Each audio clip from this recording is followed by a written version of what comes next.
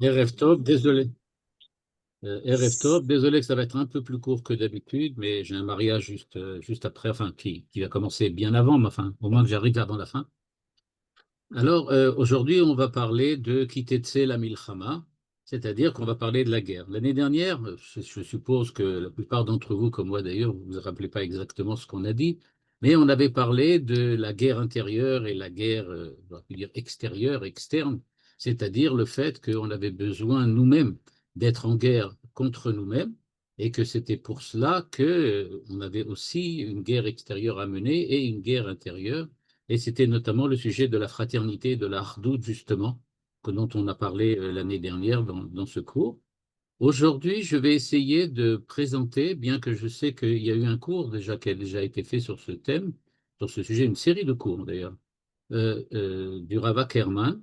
Et je vais en fait essayer de montrer quelles sont les différentes pensées, on peut dire comme ça, les différentes visions de ce qu'on appelle la guerre et quel sens la Torah peut-elle donner à la guerre.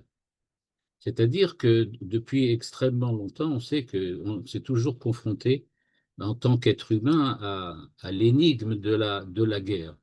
Et à chaque époque, à chaque civilisation, on a tenté de comprendre qu'est-ce que c'est que cette violence, mais pas seulement une violence, j'aurais pu dire naturelle, mais une violence organisée.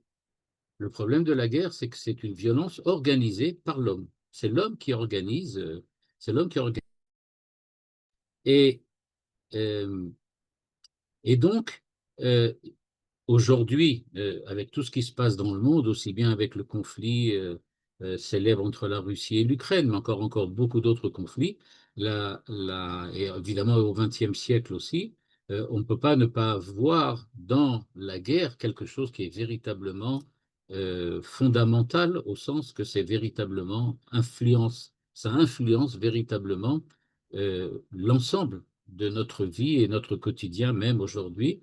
Et ce qui se passe en Israël, évidemment, Israël a cette capacité un peu spéciale, j'aurais dit, d'être en conflit pratiquement depuis sa naissance. Et donc, on se demande là aussi quel sens ça peut avoir. Alors, pour faire cela, j'ai pensé prendre des penseurs, des grands penseurs de la pensée juive, et notamment le Rav Kook. Et c'est ce que je disais tout à l'heure quand je dis que je sais que le Rav Ackerman a donné une série de cours sur Orot HaMilchama, qui sont le cours sur la guerre d'après le Rav Kook. Et c'est le texte dont je vais aussi me servir ce soir, mais d'une manière évidemment un petit peu différente de ce que lui l'a fait. Et j'espère arriver jusqu'à peut-être Emmanuel Levinas et peut-être Rosenzweig. Il y a encore d'autres penseurs. Et on ne pourra évidemment pas voir tous les penseurs, mais ce qui est intéressant en tout cas, c'est d'en voir un profondément. Et je pense ici au Rav Kook. Et si on a un peu de temps, on verra Levinas, mais c'est pas toujours possible. Et donc, ce que j'essaierai de faire, c'est de le rappeler au milieu, c'est-à-dire de le comparer comme ça en disant, voilà ce que dit le Rav Kook, mais Lévinas dit quelque chose, ou Théodore Adorno dit quelque chose, ou Habermas dit quelque chose. Alors ce qui est intéressant surtout, et vous allez le voir, c'est qu'en fait, le Rav Kook était contemporain de la Première Guerre mondiale, puisqu'on sait il est parti en fait, en Europe, il est sorti d'Israël et il est parti en Europe pour un congrès de la Agudat Israël et qu'il est resté bloqué là-bas avec la déclaration de guerre, de guerre de la Première Guerre mondiale. Puis en fin de compte, il est passé, je crois, en Suisse. Ensuite, il est passé en Angleterre où il est resté 2 ans parce qu'il ne pouvait toujours pas revenir vers Israël. Donc, il a véritablement vécu la Première Guerre mondiale pratiquement du début à la fin. Emmanuel Levinas, évidemment, c'est la Seconde Guerre mondiale. Il a été fait prisonnier en tant que soldat français, il a été fait prisonnier. Si on a le temps, on verra peut-être Rosenzweig. Rosenzweig, lui, était soldat allemand dans les tranchées sur le front de l'Est pendant la Première Guerre mondiale. Et si on regarde Adorno, il est juif et il a vécu la Shoah, etc., etc., etc. Donc, tout le monde a eu, on peut dire, l'expérience véritablement directe, première, de la guerre. Et pourtant, ce qu'ils nous ont légué, tous ces penseurs, c'est des interprétations qui sont complètement différentes, radicalement différentes. Et les perspectives de ces penseurs nous amènent à nous poser en fait des questions fondamentales. Premièrement, et c'est les questions que je vais essayer d'aborder avec le Rav Kook ce soir, est-ce que la guerre a un sens? Est-ce qu'il y a un sens à la guerre? Ou bien c'est une calamité? C'est comme le cancer, c'est comme l'Alzheimer, c'est comme les maladies, c'est une calamité, c'est quelque chose qui peut nous tomber dessus, c'est la fatalité, c'est comme ça. Il peut y avoir des guerres, mais on espère qu'il n'y en aura plus, mais on peut avoir des guerres. Deuxièmement, si jamais il y a un sens à la guerre, quel est-il? De quel sens parle-t-on? Quelle est la valeur? Et enfin, troisièmement, comment l'homme doit-il réagir, survivre, aussi bien moralement et spirituellement? Comment doit-il survivre à l'expérience à la fois du chaos et de la mort en masse qu'introduit la guerre? Et donc, c'est ces trois questions que je vais essayer de voir et de montrer comment la vision messianique du Rav Kook va nous donner on peut dire un chemin de pensée particulier qui est celui du Rav Kook. Et si nous avons temps, pour avoir ensuite peut-être Lévinas qui lui voit la guerre comme une expérience pure, par exemple, ou bien celle de Rosenzweig qui voit ça d'une manière d'appel à l'éthique. Euh, Encore une fois, je reviens, les conclusions en général de ces penseurs sont pratiquement, complètement, absolument, diamétralement opposées. C'est-à-dire qu'il n'y a pas de réponse unique. Et chacun va évidemment devoir faire appel à sa sensibilité, on peut dire sa sensibilité aussi particulière avec tel ou tel penseur, tel ou tel rave, et on va naturellement, on peut dire d'une certaine façon, choisir. On va commencer tout de suite par le Rav Kook, et je vais essayer maintenant de vous montrer ce que j'ai pris en fait en résumé. Ce que j'essayais de faire et que vous avez maintenant devant vous, c'est en fait de prendre les phrases, pas les plus importantes, mais les plus, j'aurais pu dire, les plus remarquables, au sens de remarquer quelque chose, et les plus remarquables du Rav Kook, et d'essayer, en les suivant, de montrer quel est le cheminement spirituel et intellectuel du Rav Kook, pour ensuite essayer de voir et de le comparer avec d'autres penseurs, notamment Emmanuel Levinas, comme on a parlé. OK, on va commencer donc maintenant, doucement. Il faut déjà savoir que le Rav Kook a une position qui, pour nous, qui vivons le 21e siècle, ou pour, même on peut dire comme ça, la fin du 20e, le début du 21e, pour nous est extrêmement surprenante. Je sais qu'encore une fois, je reviens, le Rav Ackerman a fait des cours là-dessus, mais je voudrais insister sur le fait que c'est étonnant. Quand je dis étonnant, c'est pas choquant, mais c'est étonnant, parce que c'est une façon de voir qui est différente. Je vais commencer tout de suite par lire rapidement le premier paragraphe, on peut dire. Et j'en ai amené après 5 ou 6. Le livre qu'il a écrit, qu'il a rédigé sur la guerre s'appelle Orot HaMilchama. On peut dire c'est les lumières de la guerre. Et tous ces livres s'appellent Orot, des lumières. Là, c'est les lumières qui concernent la guerre. Et dans ce livre, il y a à peu près une dizaine de chapitres. Là, j'ai ramené à peu près 5, 6 passages pour trouver quelque chose qui soit représentatif de sa pensée. Voilà le premier paragraphe.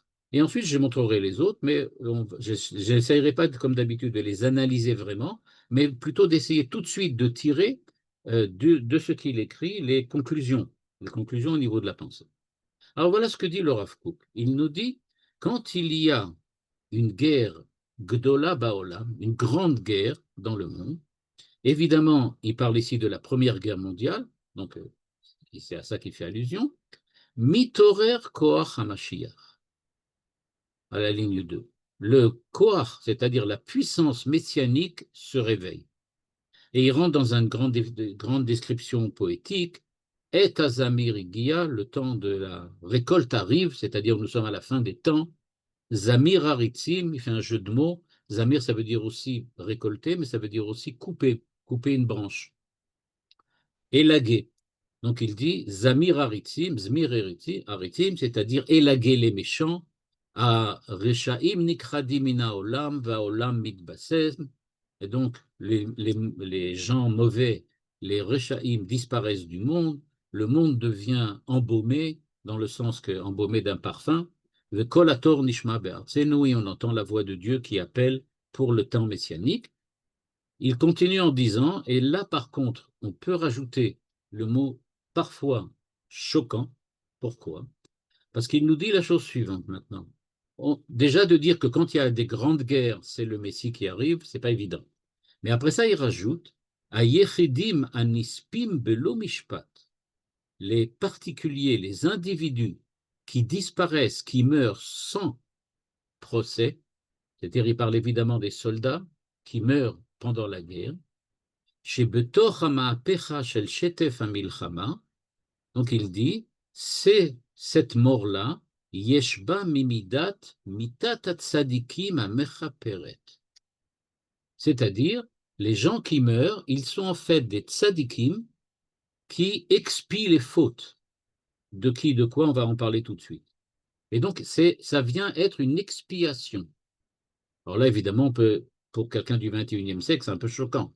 Parce que nous, on est habitué à ce que le prat, le particulier, l'individu a une importance capitale. Et d'ailleurs, aujourd'hui, sans rentrer dans les détails, c'est justement cette phrase qui pourrait, on peut dire, être au centre de la discussion de tout ce qu'on entend aujourd'hui, à savoir, est-ce que l'individu, c'est-à-dire les personnes qui ont été enlevées, les otages qui sont actuellement chez le Hamas, doivent-ils être plus ou moins importants que l'ensemble du pays, de l'armée, etc. C'est-à-dire, quel calcul doit-on faire? Est-ce qu'on doit mettre en avant l'individu ou bien plutôt la collectivité? Et là, nous dit le Rav Kook, mitat tzadikim amechaperet. Ceux qui meurent, les individus qui meurent, ils sont des tzadikim qui apportent expiation, a priori, au reste de la population, c'est-à-dire à la collectivité. Olim em lemala beshoresh hachaim, ils montent, sous-entendu, les âmes de ces tzadikim qui sont morts, montent vers le haut, c'est-à-dire vers l'origine de toute vie, vers atzmut chayehem, mevi erech klali letova ou livracha, el klal binyan haolam. Et leurs âmes amènent, donc il dit, du bonheur, du bien, une bénédiction pour la collectivité. Mais pas seulement la collectivité d'Israël, on parle aussi de la collectivité du monde entier. Bekol arachav umuvana. Donc, le Rav Kook, donc, en fait, que dit-il? Et c'est cela qui va nous intéresser maintenant à partir de ce texte. Que dit en fait le Rav Kook? Eh bien, le Rav Kook, donc, si on l'a, après ce petit passage que nous avons lu maintenant, qui est tout à fait symptomatique, eh bien, la première chose qu'il nous dit, c'est qu'en fait, la guerre n'est jamais un accident historique. C'est la première chose, et ça qui est très important. La pensée du Rav Kook soulève ce point extrêmement capital, je veux dire, important, capital, qu'il n'y a pas d'accident historique. La guerre n'arrive pas par erreur, n'arrive pas par hasard. Elle n'est pas non plus le produit de la méchanceté humaine uniquement. Très, très important. Parce qu'on aurait pu penser que s'il y a une guerre, bon, ici, il parle de la Grande Guerre, c'est-à-dire la Première Guerre mondiale. Et ça constitue donc un moment clé de l'histoire. On peut dire l'histoire du XXe siècle commence par la Première Guerre mondiale. Eh bien, le Rav Kook nous dit, c'est le Mashiach. C'est un catalyseur messianique, on pourrait appeler ça comme ça. La force du Messie, Kocho shel Mashiach. Et donc, quand il nous dit ça, c'est-à-dire qu'il nous dit, ne croyez pas que ça a été une erreur historique, que c'était la méchanceté humaine ou la bêtise humaine, comme parfois on le dit notamment au sujet de la Première Guerre mondiale, que la bêtise humaine a créé cette guerre, pas du tout. Il y a aussi derrière la bêtise humaine, j'aurais pu dire, le plan messianique de Dieu. Il y a un plan divin. Les choses n'arrivent pas par hasard. Et cette force messianique, elle opère, nous dit-il, selon deux grandes dynamiques. La première dynamique, on l'avait vu dans le texte tout à l'heure, mais je vais le rappeler maintenant, il nous dit elle entraîne la destruction des méchants. C'est-à-dire, elle commence cette dynamique, j'aurais pu dire de messianique de la guerre, par être destructrice. Elle va détruire. Mais qu'est-ce qu'elle va détruire? Elle va détruire le mal, c'est-à-dire qu'elle va provoquer l'écroulement de toutes les structures, les institutions qui étaient corrompues. Pour le Rav Kook, donc, il se passe véritablement quelque chose de fondamental, en ce sens que la guerre n'est pas, comme on pourrait le croire, un accident de l'histoire. La guerre n'a pas été seulement le produit de la bêtise et de la méchanceté humaine. Il y a derrière toute guerre, et on parle d'ici d'une grande guerre, il y a véritablement un projet messianique de Dieu. Bon, c'est pas évident. Je reconnais que c'est pas évident à penser de cette manière-là, mais c'est pas fini. Deuxièmement, il nous dit qu'il y a aussi un aspect positif, pas seulement destructeur. La guerre ne détruit pas seulement le mal et les structures corrompues. Ce qu'elle fait aussi, c'est elle a une fonction purificatrice. C'est ce qu'il dit dans le texte quand il nous parle que il y a, on embaume, les choses deviennent embaumées de parfum, il y a la parfumation du monde, la régénération du monde. Et donc, après le chaos du conflit, le monde va se réveiller, va se renouveler avec un nouvel esprit. Et nous dit le Rav Kook, les pas du Mashiach vont se manifester. Kolator nishma be'artzenu, on a les pas du Mashiach qui arrive. C'est-à-dire que, première chose, on voit que le Rav Kook considère la guerre, et encore une fois, je reviens toujours, ici, il parle du conflit entre des nations, notamment dans le prochain paragraphe, c'est encore tout à fait, encore beaucoup plus net. Il parle de grandes guerres entre des nations, mais ça va être aussi vrai quand on va parler d'Israël qui doit se défendre sur sa terre et qui est donc obligé nécessairement de faire la guerre.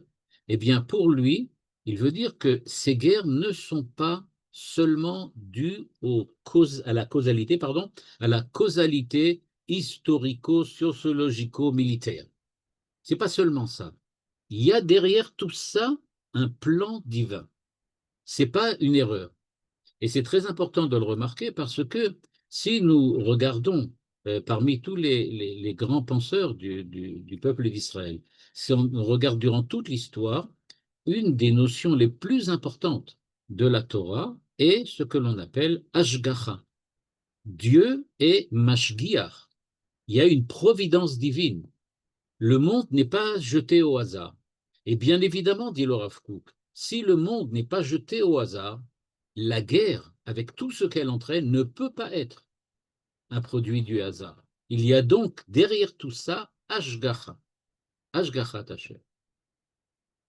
Donc pour le Rav Kook, l'histoire humaine, il s'avère donc, n'est pas un processus neutre, un processus, j'aurais dit, entre guillemets, chol, mais il s'agit du déploiement progressif d'un dessein avec EIN divin qui va amener le monde petit à petit vers la révélation du Mashiach et la rédemption, la Géoula finale. En fait, ce que nous dit le Rav Kook, si on était aujourd'hui, pour faire un parallèle, à l'époque des rois et des prophètes, à l'époque du Tanakh, eh bien, on voit moult fois les prophètes venir chez les rois et leur dire ne fais pas ci, ne fais pas ça, Dieu demande que tu fasses ci, Dieu demande que tu fasses pas ça. Quand le roi voulait faire une alliance avec l'Assyrie ou bien une alliance avec l'Égypte, alors le prophète venait et lui disait non, Dieu ne te permet pas de faire une alliance comme ça. Et pourtant, le roi dit au prophète, mais je ne comprends pas, l'armée va arriver, ils vont nous massacrer, ils sont venus là, etc. On est obligé de faire une alliance avec les Égyptiens pour qu'ils puissent nous soutenir quand on va devoir se battre contre les Babyloniens. Eh bien, exactement comme dans ce qui se passe dans le Tanakh, nous dit le Rav Kook, en fait, notre lecture de l'histoire ne doit pas être celle des rois d'Israël dans le Tanakh, c'est-à-dire ces rois qui se fondaient uniquement sur leur perception sociopolitique de l'époque. Et au contraire, il faut avoir une émouna, que n'avaient semble-t-il pas les rois en question, et faire ce que le prophète dit, à savoir comprendre ce que représente cette guerre ou cette agression aux yeux de Dieu et se comporter selon les raisons et selon on peut dire les directions profondes, divines, qui se met à chaque guerre. Chaque guerre a évidemment ses propres raisons. Donc, pour lui, la guerre mondiale, la première guerre mondiale, c'est ça dont il parle ici, eh bien, elle est en fait une attente du Mashiach. On est, avec le Rav Kook, dans l'attente du Mashiach. Et cette attente du Mashiach, c'est évidemment, on va le voir tout de suite, le développement d'Israël et le retour d'Israël sur sa terre plus tard.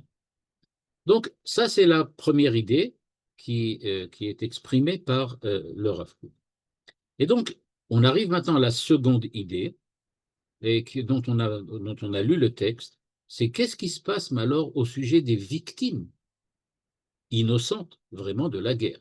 C'est-à-dire, OK, tu nous dis que la guerre, c'est quelque chose qui est messianique, que ça doit nous apporter une évolution qui doit mener vers le Mashiach. Mais alors, que se passe-t-il?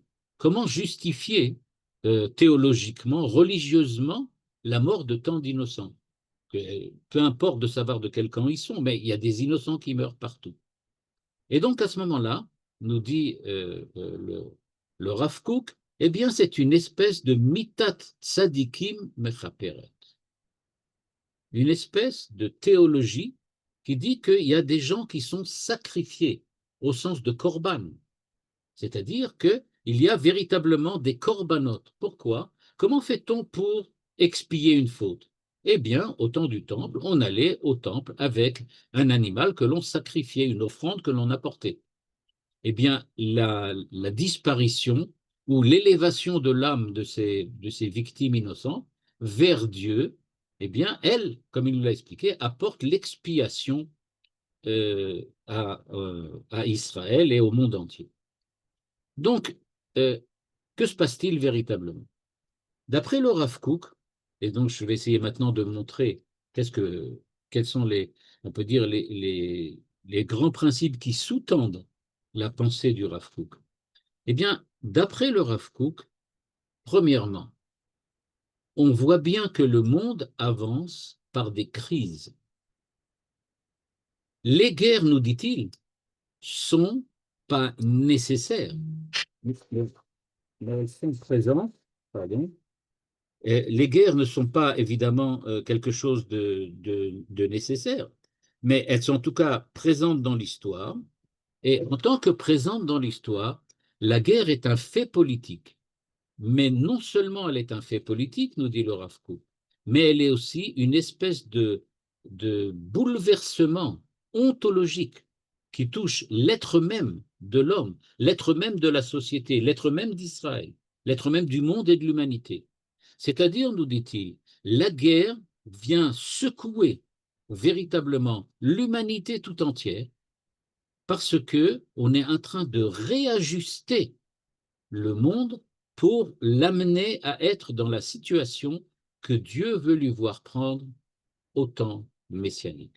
Et donc, ce n'est pas un appel à glorifier la guerre, mais c'est un instrument aux mains de Dieu, aux mains de la Hashgachat Hashem, et cet instrument n'a pas de valeur en tant que tel, il n'est qu'un instrument, c'est-à-dire il sert à Dieu pour permettre au monde d'évoluer dans le bon chemin, on peut dire comme ça, dans une ligne droite. Et donc, quand il nous dit Ayechidim anispim belo mishpat, yesh bahem mimidat mitat atzadikim amechaperet. Ça veut dire que bien évidemment, euh, euh, les gens vont mourir pendant la guerre. Et c'est une véritable tragédie. Mais, dit-il, ce n'est pas absurde. C'est ça qu'il veut dire. Il ne dit pas que c'est bien Il ne dit pas que c'est bon. Il dit ce n'est pas absurde. Ça a un sens. C'était la question que je posais au départ. Est-ce que la guerre a un sens? Le Rav Kook nous répond oui, elle a un sens messianique. Encore une fois, dit-il, je ne suis pas pour que les gens meurent. Je ne veux pas que les gens meurent. Mais quand ça arrive, alors c'est un instrument, ça se révèle être un instrument aux mains de Dieu. Et donc, au lieu de considérer la mort des innocents comme une absurdité, quelque chose qui est absolument insupportable, c'est un petit peu, parenthèse, ce qu'on entend aujourd'hui tout le temps, c'est-à-dire on reproche sans arrêt à Israël ou aux Russes ou aux Ukrainiens, tout le temps pour dire, vous êtes en train de vous battre, mais s'il vous plaît, faites ça proprement sans tuer les gens. Alors, le Rav Kook dit, qu'est-ce que vous voulez qu'on fasse? La guerre, c'est la guerre. C'est-à-dire qu'il n'y a pas de morale de la guerre. Ça n'existe pas la morale de la guerre. Parce que la guerre, par hypothèse, par définition, c'est tuer des gens, c'est-à-dire tuer plutôt des gens innocents. La plupart des soldats qui meurent, ce ne sont pas des monstres et ne sont pas des gens qui sont des horreurs humaines. Mais au contraire, ce sont des gens qui font ce qu'on leur a ordonné pour se battre. Et donc c'est pour ça qu'il parle du fait que grâce à la mort, encore une fois, a posteriori de ces hommes, eh bien, la mort des innocents a une fonction cachée, dissimulée, mystérieuse, mais elle a une fonction. On ne peut pas simplement dire arrêtez la guerre parce qu'on ne veut pas que meurent les gens. C'est pas ça la solution. La solution, c'est pas d'arrêter la guerre parce que les gens meurent, mais c'est de donner, d'une certaine façon, à la guerre, pas la possibilité, mais l'occasion, peut-être, de faire quelque chose qui va améliorer. Il y a donc véritablement une tragédie cosmique, dit le Rav Kook. Cette tragédie, on l'appelle facilement, c'est la guerre. Eh bien, cette tragédie, elle a quand même un sens parce que il va pouvoir en sortir durant la guerre. Il se produit des événements qui vont permettre d'arriver à un nouveau niveau, on peut dire comme ça, d'humanité que l'on n'aurait peut-être pas pu atteindre autrement, ou peut-être d'une autre manière, ou en tout cas d'une autre façon. De ce point de vue-là, hein, en fait, euh, il y a quelque chose qui change. En effet, il y a un monde ancien, et pour le Rav Kook, la guerre vient prouver d'une certaine façon que ce monde ancien était dans un état de désagrégation. À savoir, le monde ancien ne devait pas continuer. On ne pouvait pas continuer avec le monde ancien. D'où la guerre.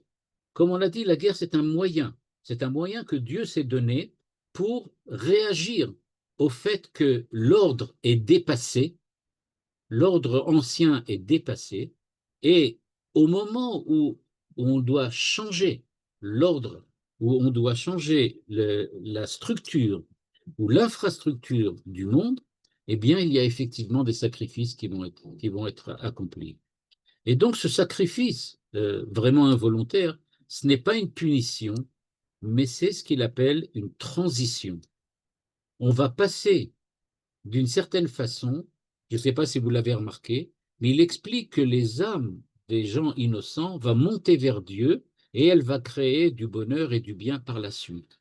C'est-à-dire, il nous dit, l'énergie, d'une certaine façon, j'utilise ce terme qui est beaucoup à la mode, l'énergie, si l'on peut dire, perdue dans la disparition de ces innocents, va alimenter le passage à un nouveau monde.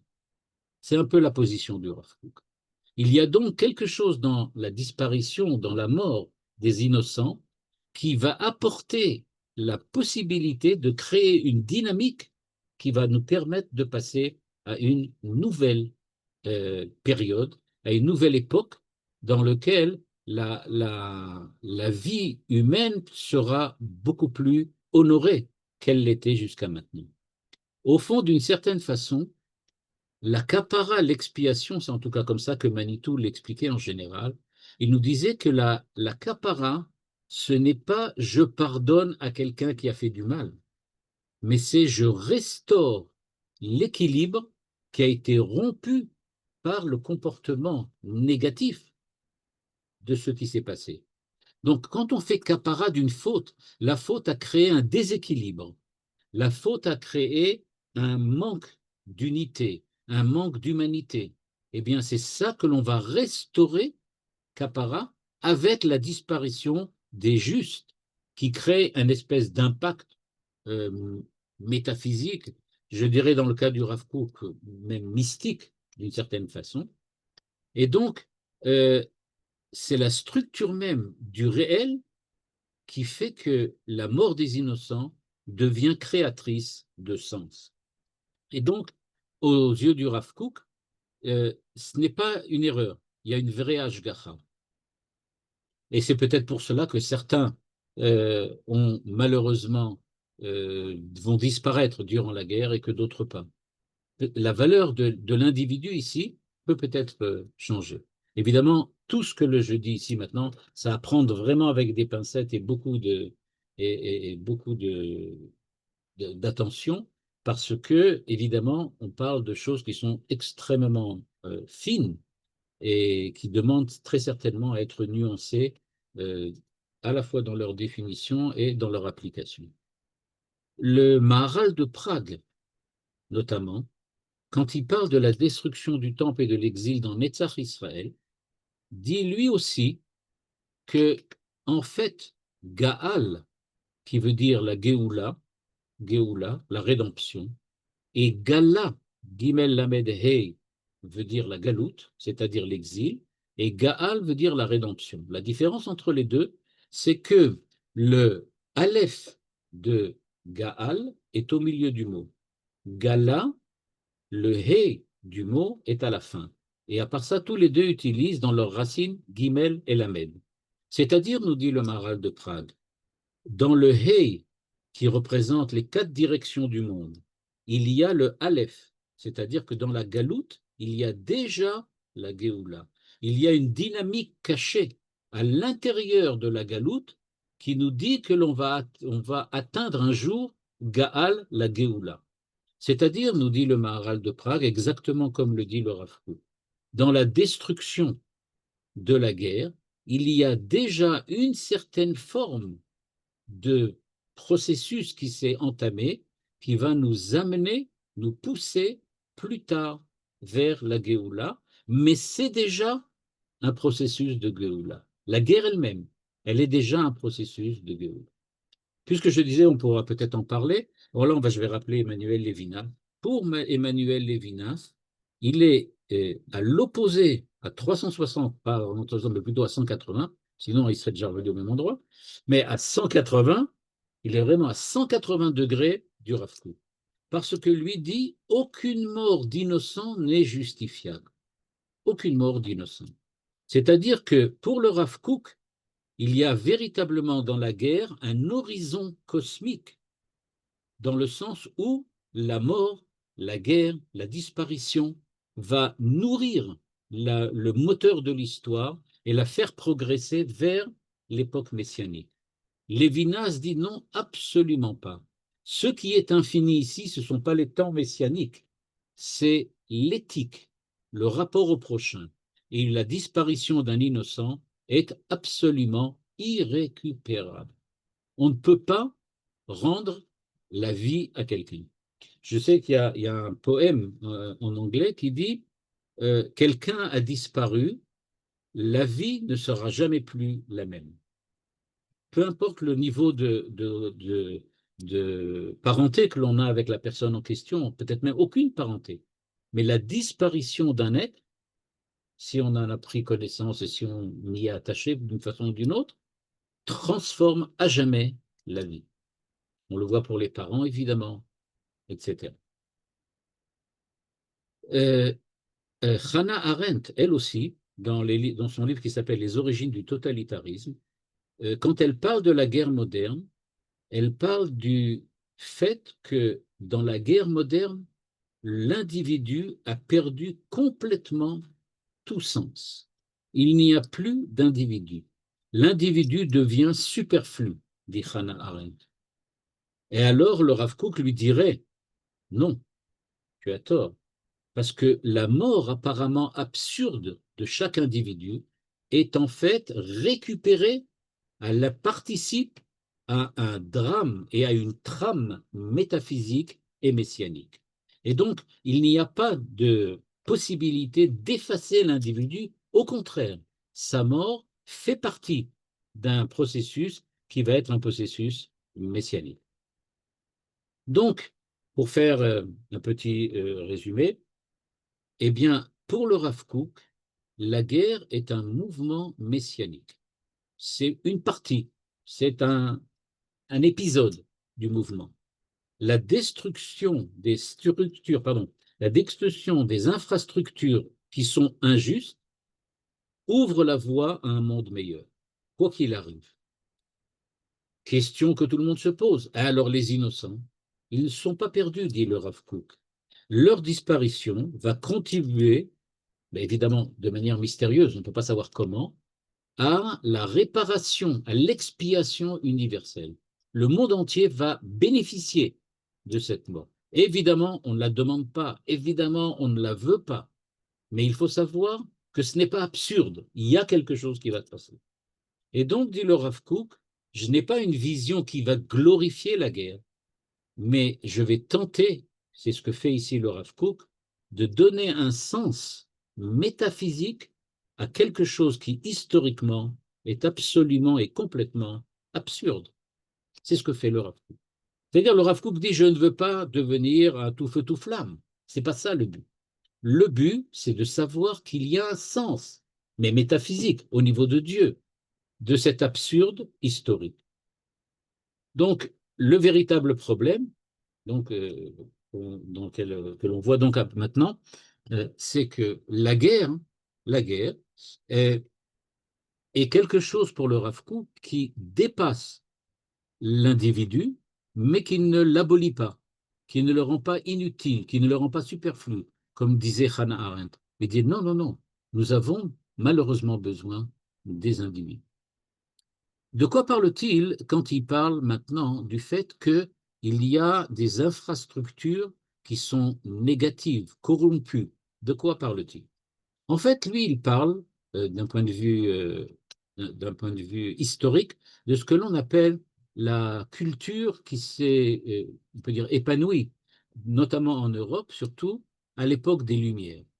Pour lui, elle représente une espèce de totalité complètement oppressive. En cela, il n'est pas trop différent de Levinas, ni de Rosenzweig d'ailleurs, mais en tout cas, il parle d'une totalité oppressive qui a éloigné l'humanité des véritables sources spirituelles qui sont les siennes.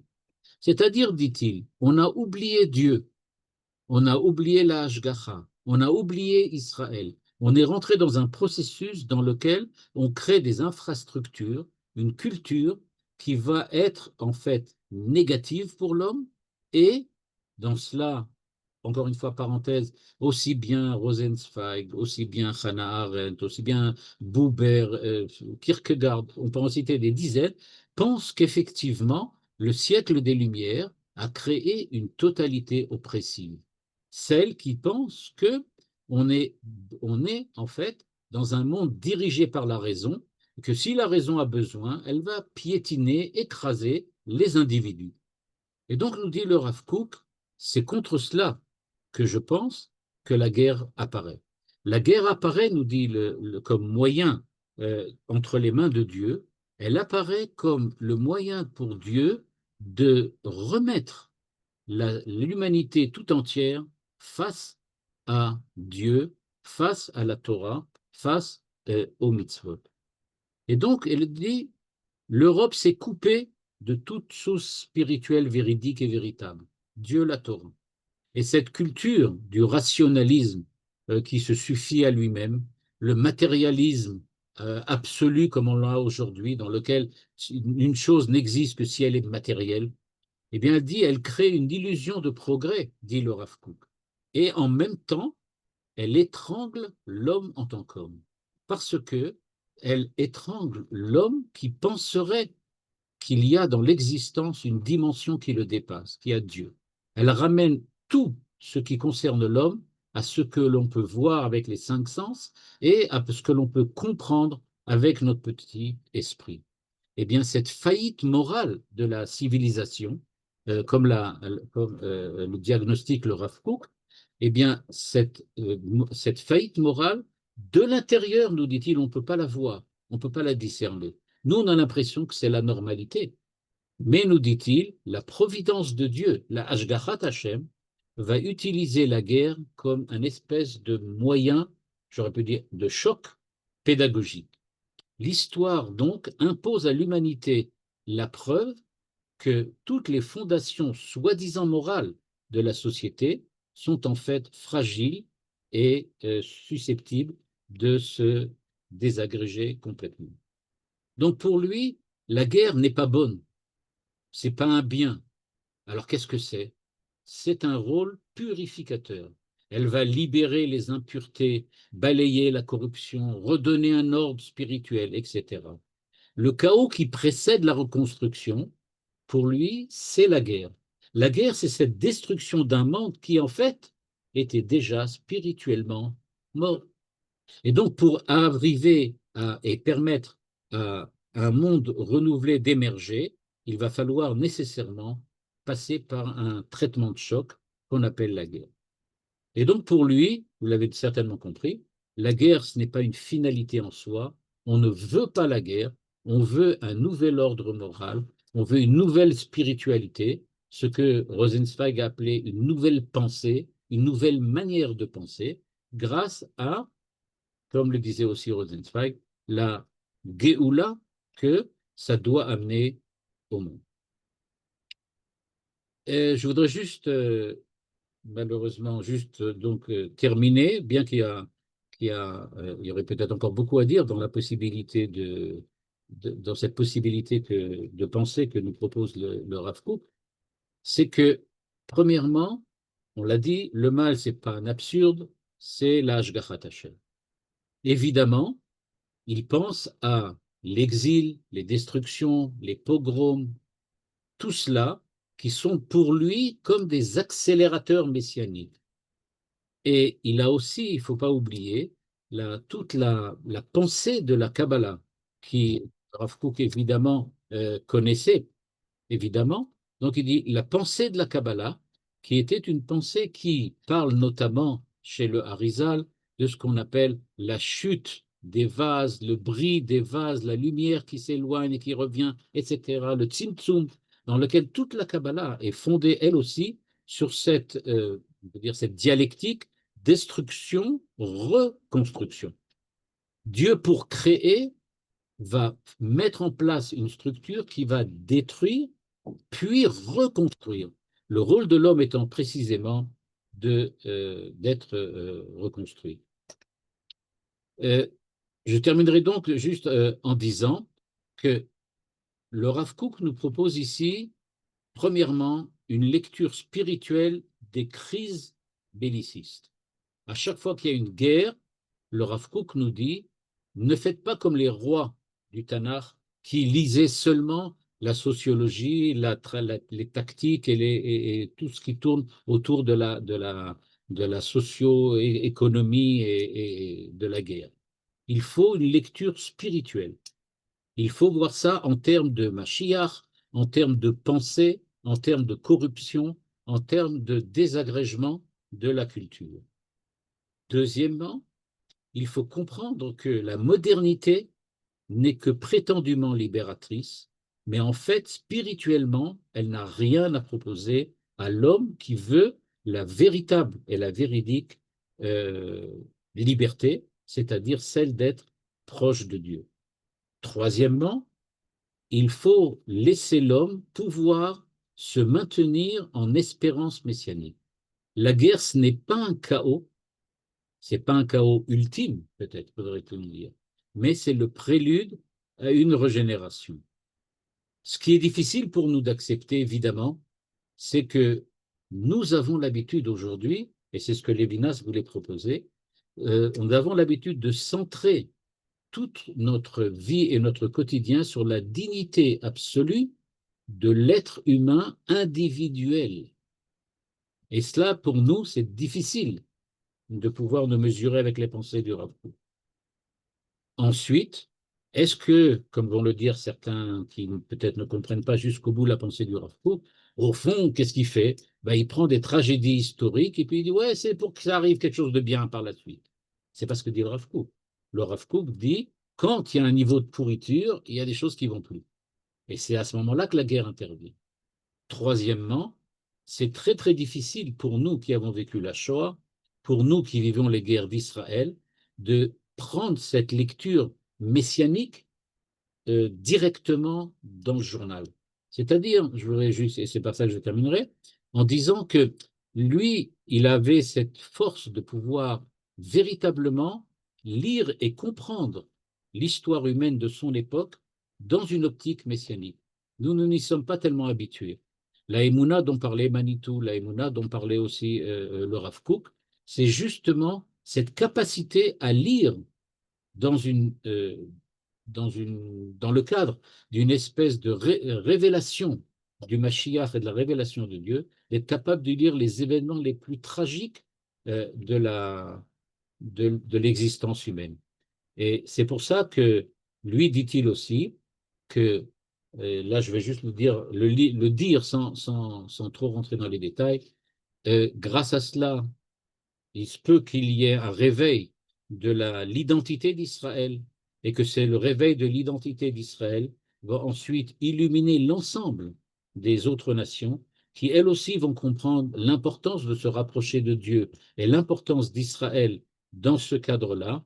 Et c'est quand on sort, dit le Rav Kook dans Orot HaMilchama, quand on sort de cette guerre, il y a une véritable reconstruction de l'âme d'Israël, reconstruction du monde qui en fait ne sont qu'une nouvelle possibilité, une nouvelle vie dans laquelle la voix de Dieu sait être écoutée. Et donc, la guerre est messianique, dirait le Rav Kook, non pas parce qu'elle est bonne ou même souhaitable, mais parce qu'elle est l'occasion d'un dévoilement, à savoir dévoiler le rôle d'Israël dans le rétablissement, la reconstruction d'un ordre divin et universel pour l'ensemble des nations. Alors, je m'excuse de terminer un peu plus tôt que d'habitude. On n'a pas eu le temps de voir ni Emmanuel Levinas, ni Adorno, peut-être dans le cadre d'un autre cours, dans une autre occasion. En tout cas, qui est Shabbat Shalom, vraiment, Shabbat Shalom, Bezrat Hashem. תודה רבה הרב, שבת שלום à toutes et à tous. בשורות טובות. Bessorot Tovot.